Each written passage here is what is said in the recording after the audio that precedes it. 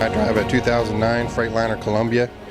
I drive all over the country. Thanks to my Xantrex, I can get it to keep charge and stay maintained.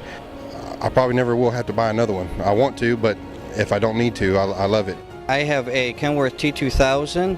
I love the product. I use it religiously.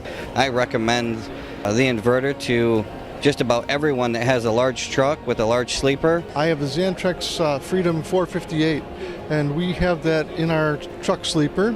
We live and die by the Xantrex. It really is great for us. I own a 2000 model Freightliner Classic. We use CPAP machines, we use computers, we utilize copiers, we utilize microwaves, several hot plates, whatever you want to use, you can tie into the Xantrex. I drive a 2013 Volvo VNL 780 model series. I have a Freedom 1800. I use it to power my TV, microwave. I have a portable cooktop.